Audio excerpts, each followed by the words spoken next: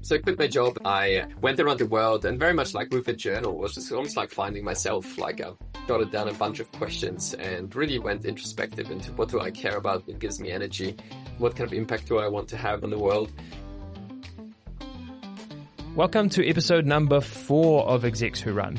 I am your host, Jason Hunt, and this is an unscripted conversation on life, leadership, and the miles in between. Today's guest is Michael Batko. Michael is the CEO of Startmate, Australasia's most influential startup accelerator and driving force behind hundreds of early-stage companies. But behind the spreadsheets and startups, there's a runner, a new dad, a former Austrian kickboxing champ, and a guy who organises Saturday parkruns just to make sure he gets out the door. In this episode, we talk about his leap from corporate life to the chaos of startups, how becoming a father has sharpened his leadership, and the surprising power of running, not just for fitness, but for clarity, connection, and momentum. So, let's get into it. Welcome along to Execs Who Run, Michael Batko. Thanks so much for having me. So we usually dive in with the first question asking around what your last run was like. But I think you've probably started off in your own broader endurance event, and that being parenthood. So tell me, what have the last 4.5 weeks been like? Yeah, well, we've got a newborn. Essentially, 4 weeks ago he was born. It's been an interesting journey of very long nights, but I do think the dad and the mum experience is very different. It's much less physical as dad, and I've been absolutely loving it. To be fair, my goal is still to get 2 runs in every single week, so I've had some good runs too. Awesome. All right. Tell me about your last run. For sure. So I've started a community which is called Startmate. So we bring startup people together who run every Saturday at 8 a.m. And my last run was last Saturday at 8 a.m. with the Newcastle Startup Strata. So we've got different chapters in different cities.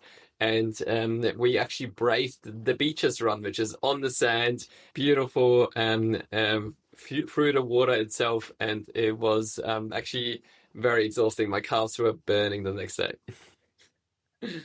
Sand running, not something you do a lot of? No, not at all. We brave it every 6 months or so, but honestly, it's actually quite refreshing because you do really feel your legs afterwards. Well, I know you do a lot of beach volleyball, so like doing that on the sand must have some similarities to beach running. Yeah, for sure. I mean, beach volleyball is much more like the short sprints and then kind of like diving in. My wife calls me after beach volleyball game the schnitzel, because I'm just covered in sand like a schnitzel, and also a reference to my Austrian heritage. So it's a little bit different running than playing beach volleyball. Awesome. And I want to touch on your Austrian heritage there because you're a kickboxing champion, or maybe runner-up at a kickboxing champion. Tell me about that. Wow, yeah, I've really dug out all the details. Yes, that is right. When I was 18 years old, I did 2 years of kickboxing, which was an awesome physical experience. And I did participate in the Austrian Kickboxing Championship. Little did I know that there's different weight classes. And I was in the weight class of, I believe, 70 to 73 kilos, which was a very specific weight class, and was lucky to become a runner-up champion in Austria. Well, the other fact, of course, is that there was only 2 participants in my weight class, so I was pretty lucky. You shouldn't have said that. I can edit that out as well. We could keep it that you were runner-up in the Austrian. No, I felt like I needed to disclose it. It wasn't out. And I'm sure kickboxing at a young age taught you some interesting lessons. What's the one key takeaway that you took from that? It was mostly about discipline, if anything. It's like, if you do something often enough, more consistently enough, you'll get better at it. And with kickboxing, it was like the full physical exertion. I just remember after the training, I was so completely dead, but it was such a good feeling to just really exhaust yourself. And yeah, and even though I was terrible at it at the start, I did get consistently better after 2 years. Also, skipping on the rope. Like, I don't know if you've done any of that, but that is so hard. It's like, just do that for 5 minutes. That's already enough physical exercise. Yeah, I have done it every now and then when I've had certain injuries where I couldn't be running or doing whatever I was doing at the time, and my coach or a physio said, "Oh, do some skipping, that'll be good." I'll do it for like a few minutes and be like, "This is a really dumb idea. I'm gonna stop doing this because it's really hard." It is so hard, but yeah, it's a great warm up. Yeah, for sure. Okay, well, I want to. There's so many interesting things that we can talk about you today because you have a fascinating journey, both sporting related as we've already touched on, but we'll dive into your career a bit as well because there's some very cool parts to that and touch points that I've experienced as well, which has been cool to see firsthand. I want to take it all the way back to your first job. Can you tell me about that job that you might have had in Greece? Yes. Um, when I was 18, I was just about to start uni, and I asked myself, what would be an awesome job to have that will pay me money whilst I can essentially holiday? And my answer to that was, well, why don't I work in an all-inclusive hotel in Greece? And so I interviewed for essentially being an entertainer in an all-inclusive hotel in Greece on an island called Kos. And yeah, within the 30-minute interview, they're like, yeah, great vibe, great energy, always smiles, let's get you in there. And I spent 4 months in the summer holidays essentially playing beach volleyball, playing soccer, going running with people. My specialty was shuffleboard, and essentially had to make people enjoy running around in the holidays. And I guess the interesting part of that job was really the connection with people, because it was the type of hotel where there was 700 guests, but they changed every week. So like every Monday, essentially, you had 700 guests leave and 700 guests come. It was one of those like massive rotational things, which meant that we always had to talk to new people, strangers. And there's a really interesting part of the job is where there was actually a requirement that we had to sit at a different table for breakfast, lunch, and dinner with different guests who we've never met before, and we were never allowed to eat by ourselves. And that in itself was actually just a game changer in my life of just breaking the ice with strangers and having a great conversation straight off the bat. It's a really interesting model. You talk about going in as an entertainer, and that in itself is quite an interesting title, a way of like, what were they doing different than other hotels and kind of resorts like that? Yeah, totally. Like, I mean, honestly, they did quite well. Like, I mean, they just appealed to a different kind of customer segment in a way. Like, it was the kind of customer segment who wanted to relax on an island in Greece, but at the same time, they wanted to have some activities. So all of us entertainers, we had different remits.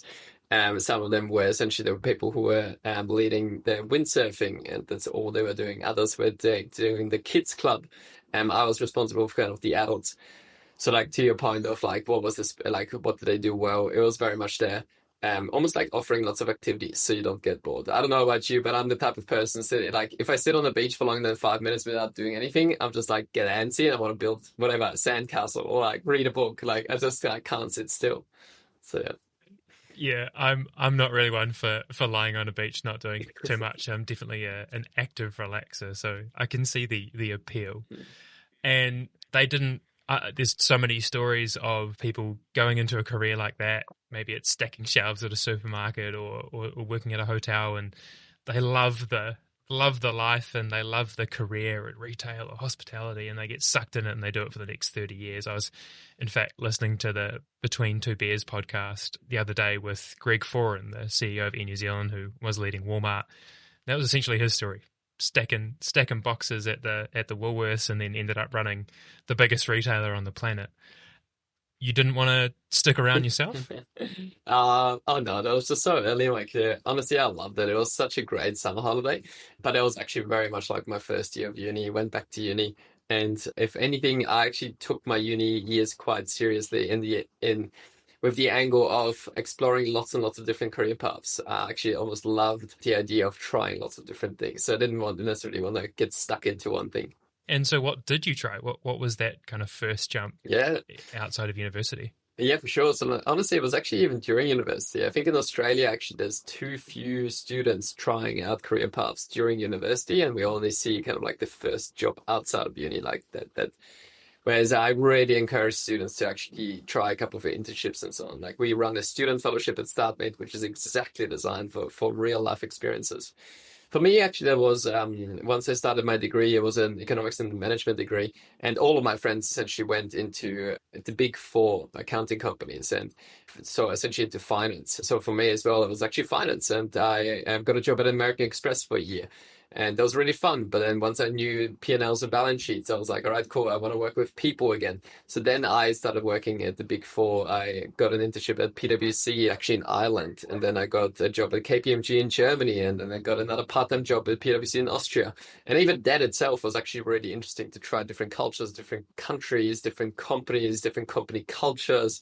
And sorry, to wrap this all up into one insight for me, at least when I left university, was rather than trying to figure out what I wanted to do with my life, because it's so hard to land on the one thing you want to do, I actually used all of those jobs to figure out what do I not want to do. They taught me so many lessons like, oh my God, hell no, this was terrible, or this manager was terrible, and they can learn about X and Y and Z.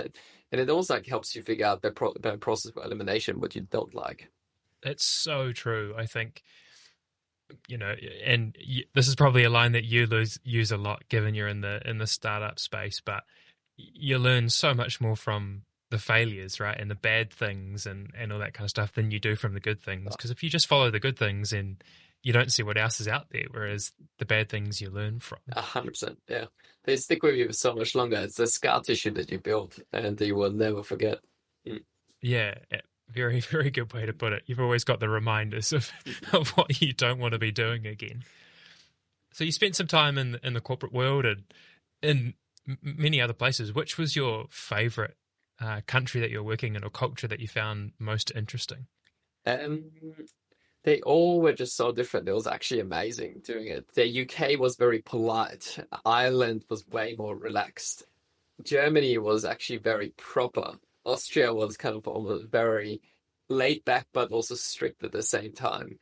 So like every single country was actually quite different in terms of like working culture, which does bring me to my favorite country or like culture to work in is definitely the Australian one. In Australia, I think we've got a really cool balance of like professionalism whilst being very relaxed and working hard and playing hard as well.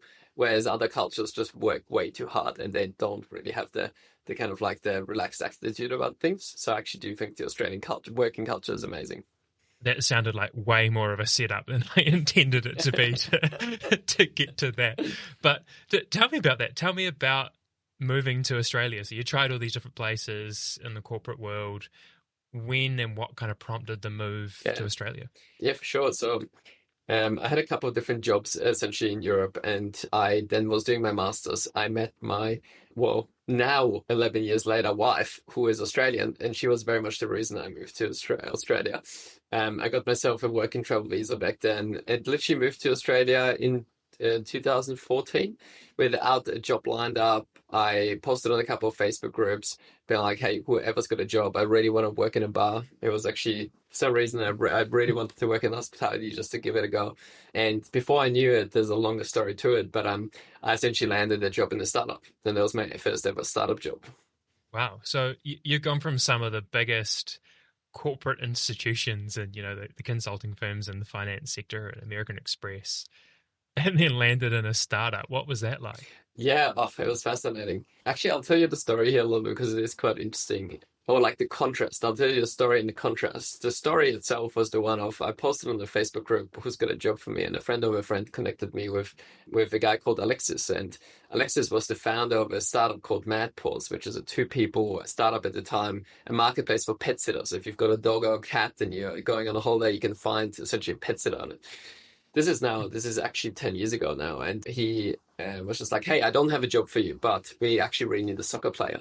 And I was like, oh, yeah, sure. I'll play soccer with you. It's five-a-side. We need a player. We're short. And played after the first game ahead. He's like, hey, you're pretty good. Why don't you come back next week? And I went back next week and another week. And before I knew it, they had somebody go on parental leave. So he's like, yeah, why don't you fill in for 6 months? And that was actually my experience of getting a startup job. And then I also mentioned contrast. The contrast here was whilst I got a job in a startup, the other job that I was able to line up was actually working for the Austrian government in Australia, so for like the Austrian Trade Commission. And there was the incredible contrast. Whilst working for 2-3 days a week for the government, I also worked for 2-3 days a week for a startup, and it was like night and day. That would have been wild to wrap your head around, or to deal with the pace Yeah, change, right?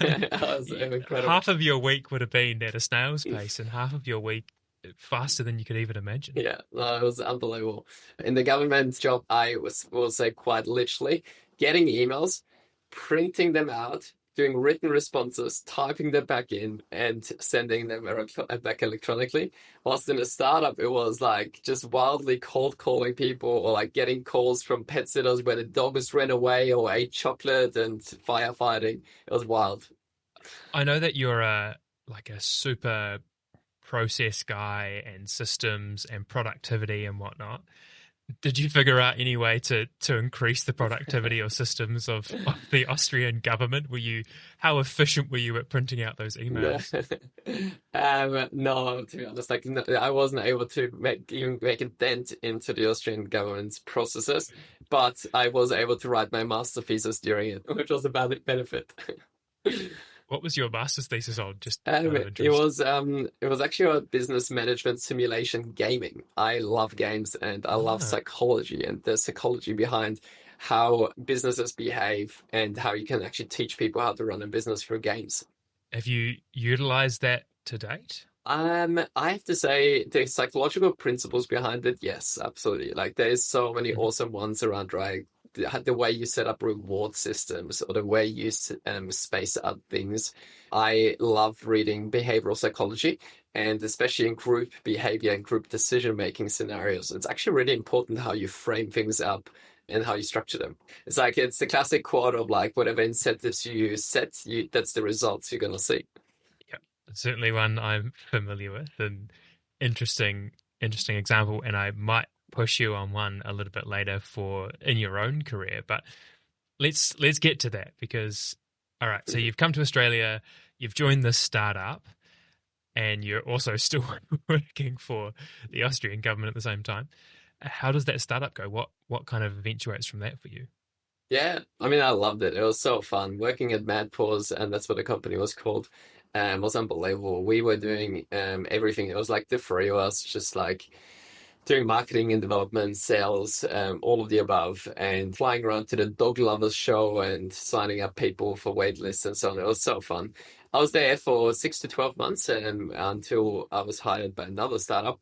But the company itself actually IPO'd about 2, 3 years ago and is now listed on the ASX. So great outcome there and a cool Aussie success story. Yeah, very cool. All right, so you're leaving them. You've helped build that. What happened next? Yeah, essentially what happened was whilst I was working at MadPaws and I loved it, I got a call from a company called Expert360, which was a marketplace for independent consultants. And it turned out to be a great place because it was the intersection between my experience of being a consultant back in the day to marketplaces like MadPaws. And whilst I love my experience at MadPaws, I also don't see my life's mission to work with dogs or cats. I don't even have a dog or a cat, actually. So I wasn't necessarily that committed to staying there. So I got hired by Expert360. Expert360 was super fun. I joined the company was like I think it's 7 or 8 people. We then raised I think $14 million in the next kind of couple of years that I was there, and grew the company to like 60 or 70 people, millions of dollars in revenue. Wild, wild journey. Yeah, that's very cool. And I want to get to it because we're probably holding people back. I'm sure a lot of people listening to this may already know who you are. And your current role is the CEO of Startmate. Been there for about 5 years now. But how did that eventuate? Yeah. Essentially after Expert360, I decided that rather than being one in a company of 70, I really wanted to be the one helping lots of companies rather than just working for one company. So I quit my job. I didn't have one lined up. I went around the world and very much like with a journal, was just almost like finding myself. Like I jotted down a bunch of questions and really went introspective into what do I care about? What gives me energy? What kind of impact do I want to have on the world? And essentially the answer became the one that I really wanted to help lots of companies. And my answer to that question was, all right, well, therefore, I'm going to have to work in an accelerator because you get to invest in a company and you get to help them grow. So literally what I did was just fire up a Google Sheet, put every single accelerator I could find online in there. There was about 200 of the accelerators back then in the world on there. And went through it one by one, found every single one of those email addresses, found telephone numbers where I could, and just cold emailed 200 companies. Out of 200 companies, I think 175 of them never even replied. 20 of them probably had an automated message being like, we don't have a job for you. And maybe like 5 to 10 of them essentially said, yeah, why don't we meet? Honestly, out of even those, probably half of them tried to sell me something rather than give me a job. And at the end of the day, I, from that whole world trip, got a job as the head of operations at Startmate as one of two team members back in the day. So it was a tiny, tiny team, and I was super lucky. So, other than the fact that your pool got narrowed quite significantly by lots of others not getting back to you, what was it about Startmate, and I guess the thesis, and maybe expand a little bit about how Startmate started in the first place. Mm, But what was it about it that really resonated with you and felt like it was going to be the right opportunity? yeah. Oh, Startmate's such a unique place, and the easiest way to describe it is actually, actually that slide back to what I just said earlier. Like you set the incentive and you see the outcome. So if we set the incentive, there's essentially three business models of accelerators in the world. There's a corporate accelerator, there's a university-backed accelerator, and there's a venture-backed accelerator. A corporate-backed accelerator, well, you set the incentive of corporates getting involved with startups. Well, what's the result of it? Lots of corporate people get involved in startups. Startups don't need corporate advice, and everybody essentially fails and doesn't go anywhere. University-backed accelerators, well, again, like it's a university actually giving money. All they care about is alumni and their success, yes, but they don't have any of their startup experience and expertise. So again, you're getting the advice from the wrong people. And the third model is actually the venture accelerator. Venture accelerator is quite interesting because the incentives are actually aligned that you are investing in somebody's success and you want them to get better because you have skin in the game. The uniqueness of Startmate, though, and this is really what drew me into it, is that even outside of being a venture-backed accelerator, we actually are a community-driven accelerator. So our venture fund, as such, is actually a community fund. So we're not a billion-dollar fund. We are roughly a $10 million fund every single year, where we actually raise those $10 million from our community. And those are small checks from founders, from ex-founders who want to invest back into the next generation, and they are the ones investing, and they are the ones selecting the cohort as well as mentoring the startups as well. So it's just like beautifully aligned incentives of founders helping founders. And how mature or advanced was all of this when you joined 5 years ago? It was roughly one Google Sheet and three WhatsApp groups when I joined. And I'm not even joking because that's literally all the onboarding I had back in 2018. So we operationalized the fair bit since. Since then, Startmate grew quite a bit as well. I've been there now for 7 years, and now we are a team of 17 people. We run many programs outside of that for investors, for founders, for people wanting to get into startups as well. And we've invested in over 270 companies worth over $3.5 billion. So yes, we have a little bit more than three WhatsApp chats in a Google Sheet now. That's pretty cool. How many WhatsApp groups have you got now? Honestly, we had a single, no, sorry, we have one WhatsApp group for the team, and most of my WhatsApp groups are actually running related. I was going to say, I think I'm in a few of your other WhatsApp groups, and there's probably more than three of them as well. And we're going to get to running very, very shortly because people have been listening for 20 minutes now and going, why are we not talking about running yet? But maybe on the leadership piece.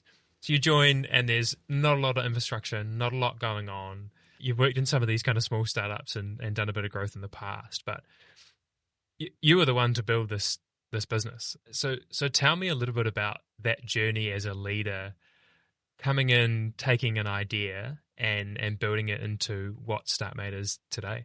I wish there was like a thing that I could tell you that I had a thesis and it all worked out exactly the way I wanted to. Like that's definitely not true. In hindsight, you can maybe plot a couple of those points, but I have to say it's a lot around experimentation. It's a lot around like putting a couple of ideas out there, validating them with customers, keep talking to customers. That's all what I tell all of our startups, and we practice very much what we preach at Startmate as well. and then just being very ruthless around killing the ones which don't work and doubling down on what does work. We have we have done many things which we pursued and they didn't work in the end, but we are just as good at killing them as we are at starting them as well. So I'm proud with everything we've achieved, and unfortunately we've had a couple of false starts, but at the end of the day, we've created a couple of very incredible things at Startmate as well. Mm. On the guise of learning from failure, what's one of the biggest failures that you've had in growing Startmate? Probably a couple of different, like one thesis probably that I got, that was unfortunate timing was around scaling programs. So essentially what the brand Battle Startmate is, we run an accelerator where we invest in companies and we help them grow for 3 months. The next thing that worked really well is do the same model just for investors, and they love to learn for 3 months and do that really well. So then we were like, hey, cool, if we can do that for founders and for investors, let's keep expanding it. And then we did it for students. And for students, again, students loved it because students actually are looking for a job. And then we did like, all right, we're going to help the students for a couple of weeks. And then it was roughly the time around COVID when we essentially there was a whole idea in the market and mine as well, where we said, all right. Well, now most things are virtual. People are sitting at home. They actually really want to see community. They really want to engage in those programs. Can we actually take that and do 20 of those programs in all different areas, from climate fellowships to helping athletes get into startups to product managers, etc., etc. So we actually probably created 7 to 10 programs, which went twice a year. And honestly, they were all incredible. The content was awesome. The people who were growing through were getting awesome outcomes. But, and this comes back to your question around failure, what I got wrong, was what I underappreciated is how hard it is as one company to spin that many narratives and to attract this many customers across so many different sectors, across so many different calls to actions. Like we were running like 10 programs twice a year. So like that's 20 programs where you're trying to acquire essentially 100 to 200 customers across every single program, asking people, hey, are you a founder, sign up here? Hey, are you an investor, sign up here? Hey, are you in climate, sign up here? Hey, are you an athlete, sign up here? And that just got tiring very quickly. So that was very interesting how actually it is true that you should always stay in your power lane.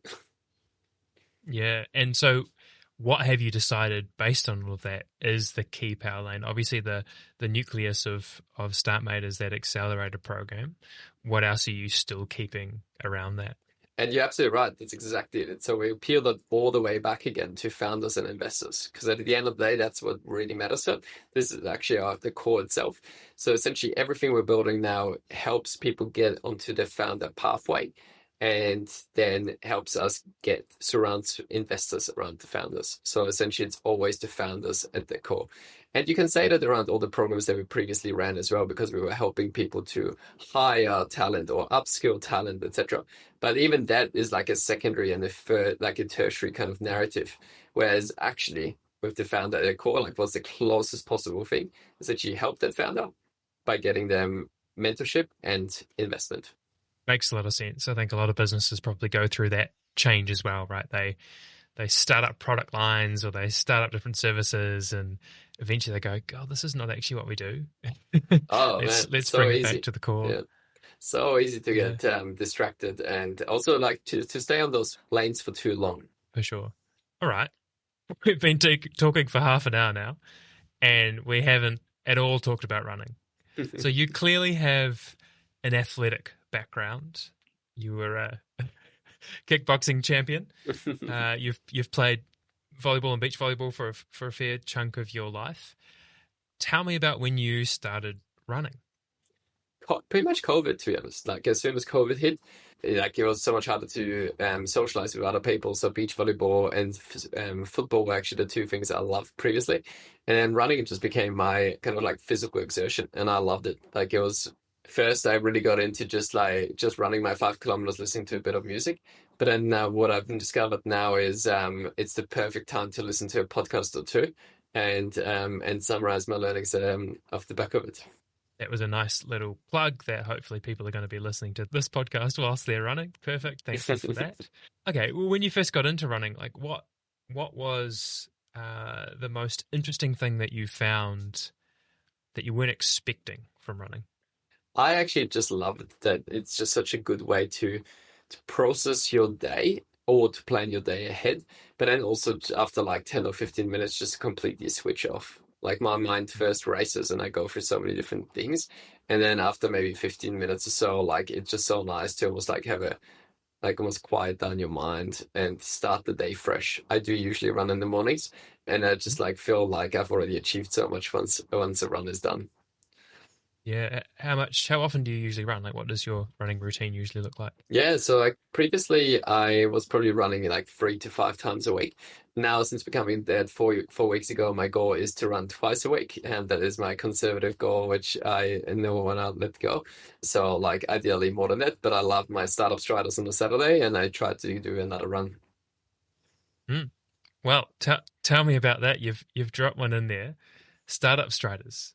What's that all about? Yeah. So about 2 years ago, I essentially started the year with a New Year's resolution. I was like, all right, I need to start running more consistently and more often. And I really want to get faster at my 5 kilometers. So like the perfect way to do that is parkrun. Parkrun in Sydney Centennial Park is 7 a.m. though, on a Saturday. And I was like, oh my God, like, do I really want to like wake up at 6 a.m. every Saturday? So then I was like, all right, cool. The way I'm gonna do it is I'm gonna get a bunch of friends together, and if they're gonna go, it's gonna make me committed to go as well. So I like started this group, and because I was just like, and they said they're gonna be there, I had to rock up as well. And before I knew it, that WhatsApp group got bigger and bigger and bigger. And the beauty of it is that it's actually very much that social pressure, another psychological principle that really gets you out there. And I've been consistently running for like the last 2 years, essentially pretty much every single Saturday for the 5 kilometers because I know there's going to be people waiting there. And I also know we're going to have awesome conversations afterwards. And I actually absolutely love the vibe. It's very cool. What have you found from that? Like, and I want to get into Startup Striders because it's very cool. But that consistency of, you put this piece in place to make sure that you had to go and do it, and you knew that it was good for you, and you knew it cleared your head. But how has that consistency been? What are the changes that you've seen, whether it be fitness, whether it be mental clarity? Yeah.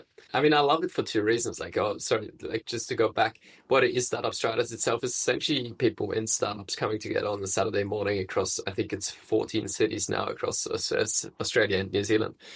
But the beauty of that is actually twofold. One is that we first go for the park run and then we go for coffee and chats. And so what kind of benefits have I seen? I mean, the beauty is because it's always 5K, it's always timed, it's always with like another 400 people running right next to you. You actually get the adrenaline rush of a race and you actually do check your time and push yourself really hard. So the benefit that I've seen is definitely get faster on my 5K. I mean, the fastest one I probably have had is the one you paced me at a couple of months ago, or maybe about a year ago, which was awesome because I was getting to like times of 19 minutes 30 on my 5K run, which was unreal for me. And the other benefit is actually very much that not networking and the coffee afterwards. Like we sometimes hang around for like 2 hours afterwards with like the 20 25 people who show up, just having the best conversations. And by the time 9 a.m. comes along and you're back at home, you just like you ran 5 kilometers, you might have even had a PB, and you have had awesome conversations, and you're starting your weekend which is like so refreshed. For sure. Well, maybe we need to get back out there and do another pacing session and see where we can get you. I'll give you a bit of time to kind of bed in the fact that you have a new human that you have to look after. Well, my next challenge is to get him into one of those what's it called? Oh my God. Trolleys Oh, the essentially. running. Yeah, like Yeah. strap him in or Running like backpack, right? yeah, that's Yeah. right. Yeah. God, yeah, that'd be a little bit of fun. And in fact, there is a question later in this episode that does actually touch on that, so quite interesting. But we'll get to that. So clearly, like running has become a relatively important part of your life, both from a fitness and mental clarity, but also a connection point of view. But tell me this connection, I guess, with running and the startup community and founders. And I know it's a bit of a thing within Startmate as well. Your COO is quite a big runner and has her own running podcast, Cheeky Run Club. Uh, what's the kind of whole relationship with running and founders, do you think? There's quite a few things here. Like I mean, firstly, it's like running and running for conversations is awesome. You're both moving in the same direction and you don't actually have to look at each other. You don't have to maintain eye contact. So conversations actually just flow when you're running. Like that's the first thing, right? And one of the best things is just to run at an easy pace with somebody and just chat. And the second one is probably like the one of like running in community, where it's like you can actually run in the group and you can change kind of like who you run next to and just strike up different conversations. So again, like this plus the conversation part I mentioned is actually awesome. To your point of like running in founders, it's quite interesting. Founders are usually very competitive and are also very, I mean, sorry, they're always ambitious and often very competitive. And running is like the perfect intersection for that as well. You can take it easy, but you can also go very, very hard. And you don't even have to compete. You can compete against hundreds and thousands of people, or you just compete against yourself. But you can always compete as well. So like there's something there around like pushing yourself and pushing your limits, which I think appeals to founders. The other one is just because your life is just so ridiculously busy. The decisions you're making are so hard. Running is actually just such a great way of switching off. So I do think lots of founders essentially go into that space as well. Yeah, and I think it's a bit of a theme in conversations that I've had prepping for this podcast and some that we've had already as well. It's people's time to kind of, as you said as well, think and meditate and actually just be free of the other things that are going on in their life, which, yeah, particularly for a founder, it can be pretty hectic. Do you find that there's a difference? Like if you're running 3 days a week or a bit more, the days that you have run versus the days that you haven't run? Oh yeah, for sure. Like it just clears my mind, and then I'm just like I can start without having emotional attachments to problems. Actually, that's probably like the biggest one. It's like sometimes you start and you're already just like dreading the task you're gonna do. Whereas when I go for a run, I clear it, and then I actually can. I think they call it like swallow the big frog or something like that. Just like do that hard task right at the beginning of the day because you just like go into fully like ready for the day. How hard do you reckon that's going to be having just had a kid? And I ask that question because, again, some of the conversations I'm having, it does seem to be men and fathers often are starting running when they have their first child, whether it's, I don't know, maybe they're trying to escape for a bit. Usually they're talking about wanting to have better fitness and better health to be able to be around for the child, nice reasons. What impact do you think it's going to have? We're already 4 weeks in, so it's early days. Yeah, we'll see actually. Like, I really do want to keep it up. I am actually very excited to take my son into one of those carriers or like running prams and then make it a thing. Like, I actually do think there's something there as well around like building family values. So I actually do want to build that kind of like physical activity and like family, almost like exercise into our family values as well. So I do actually think it's really Yeah. important. And I guess I'll get to touch on this. You've been on a few podcasts, and I'm sure people talk about lots of things. I might have really good timing where you've just become a father. And I'm sure a lot of just thoughts have gone through your head over the last little while, both before little Raphael was born and after. What kind of things have you been reflecting on personally over the last 4 weeks since the birth? Honestly, the biggest shift I can see on the way I think is, and I've actually heard this from people before, but I didn't quite believe it until I saw it, is my focus.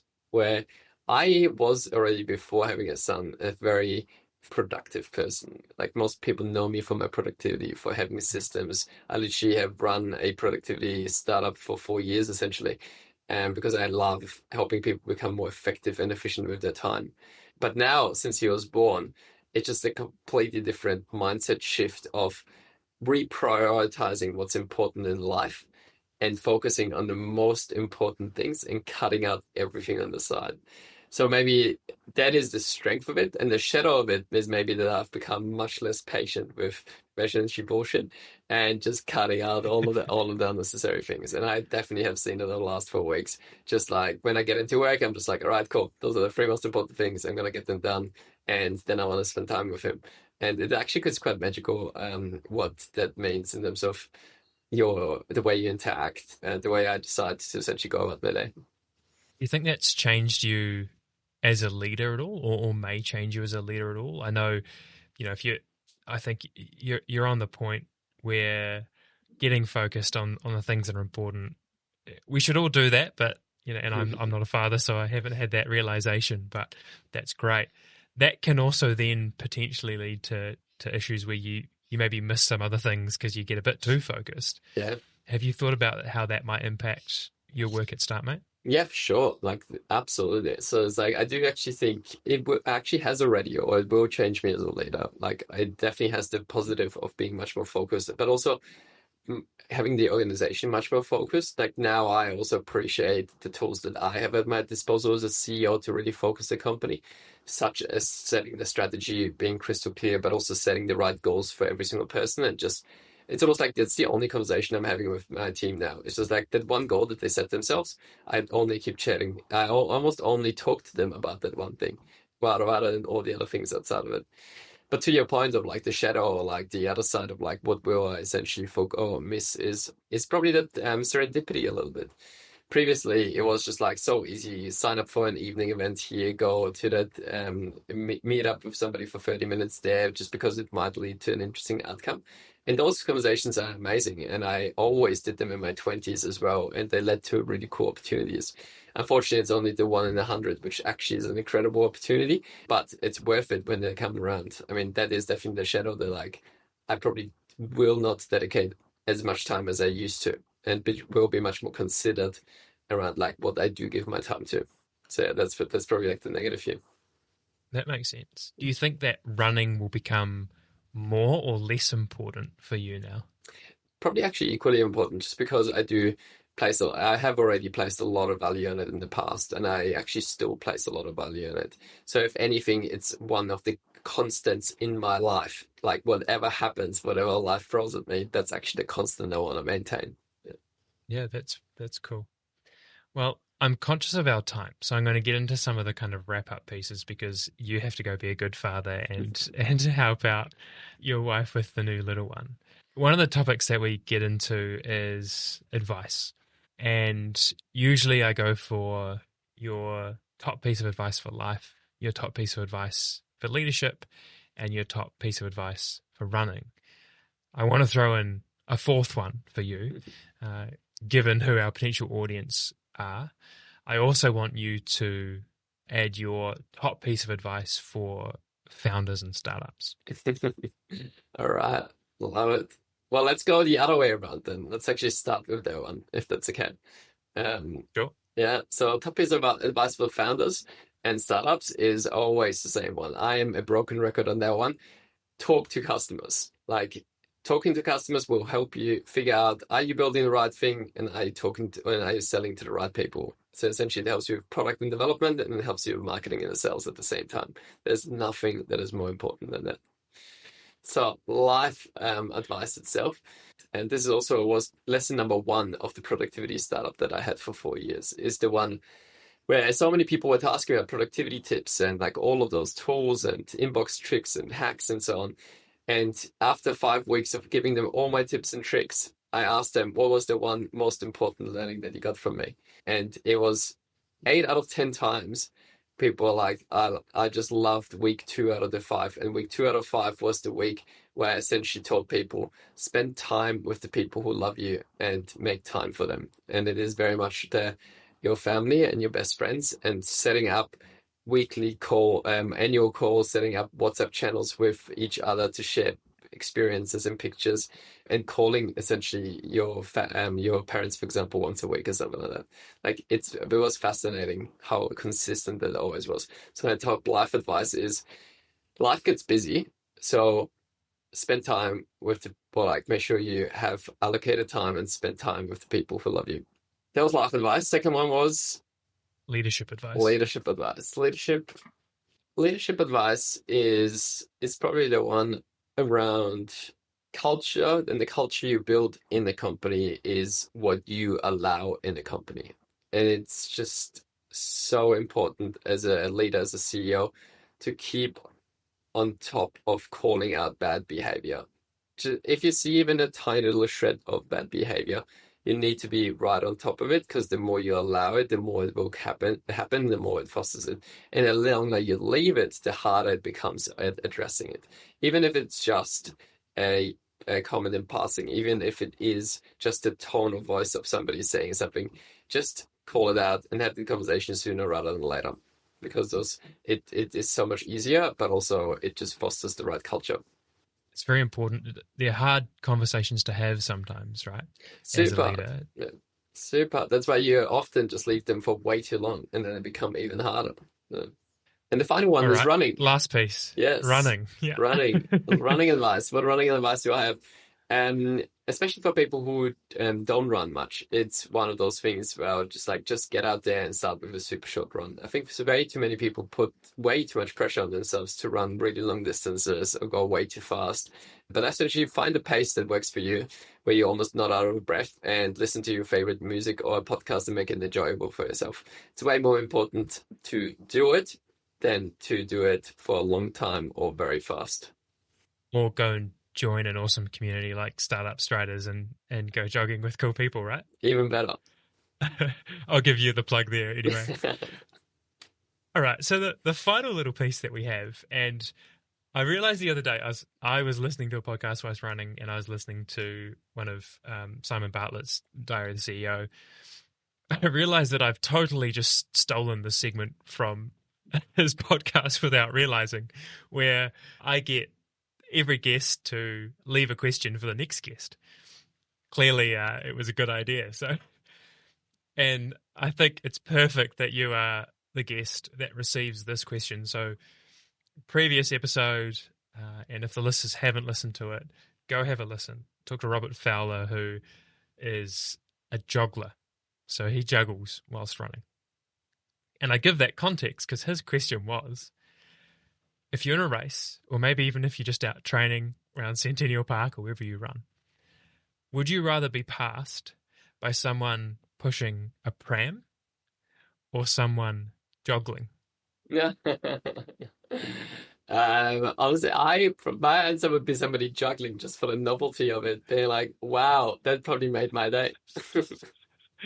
Yeah. Oh, it's pretty entertaining. And you're going to be able to be the guy in the pram passing people now, which is the best pass, right? That's right. That's right. All right. You've had zero prep, but what question would you like to leave for the next person? My question for the next person is, I feel like I need to ask something around running as well now. It can be about anything. It can be as silly or insightful as you'd like it to be. I actually do like the running question as well. So I'm going to go with, what was the favorite conversation they've ever had during a run?